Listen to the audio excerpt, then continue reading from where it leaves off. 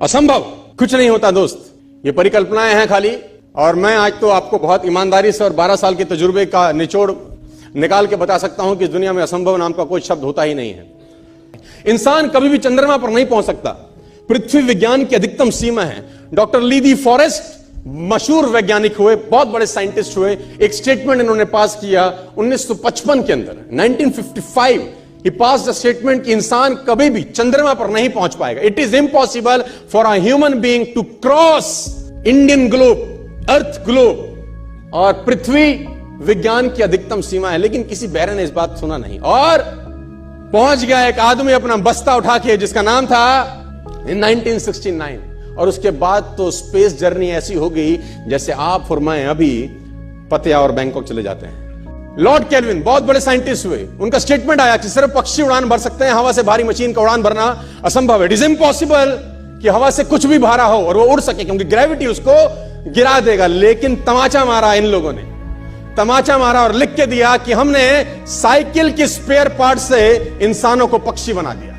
Cycle के spare part से इंसानों को पक्षी बना दिया। 16 साल लगे राइट ब्रदर्स को जहाज का निर्माण करने में, लेकिन इन लोगों ने उसकी बात नहीं सुनी कि जो कहते थे कि वायु का सिद्धांत तुम्हारे विपरीत है।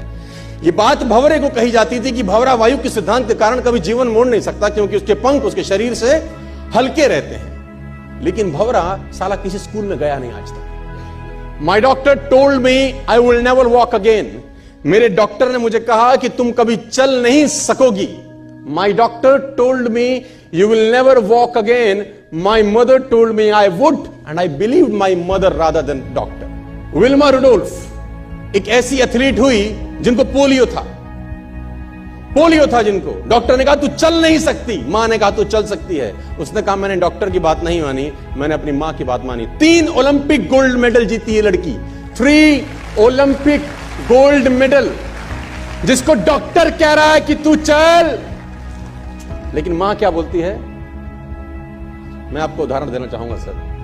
बहुत छोटे थे अल्बर्ट आइंस्टीन, दुनिया के महान वैज्ञानिक में से एक हुए, मंद बुद्धि कहा जाता था। 8 साल के थे, घर पहुंचे, मां को चिट्ठी दिया। When he was 8 years old, came to his home, given letter to his mother। मां को एक चिट्ठी दिया, मां ने वो चिट्ठी पढ़ा। 8 साल के थे और चिट्ठी में प्रिंसिपल का खत था उसकी मां के नाम। प्रिंसिपल ने ये लिख के भेजा कि आपका बच्चा विलक्षण प्रतिभा का धनी है, ग्रेट पावर है इसके अंदर, क्योंकि बहुत बड़े साइंटिस्ट बने, बड़े हो गए। मंद बुद्धि बचपन में समझा जाता था। आपका बच्चा विलक्षण प्रतिभा का धनी है, इसके अंदर असीम संभावनाएं हैं। तो हमारा स्कूल, हमारी मैनेजमेंट, हमारी फैकल्टी, हमारा टीचर इस लायक नहीं है कि हम आपके बच्चे को अच्छी शिक्षा दे सकें। तो it's better for you to take care of your son. आप अपने बच्चों को अपने घर में पढ़ाइए, हम लायक नहीं है कि आपके बच्चे को पढ़ा सके।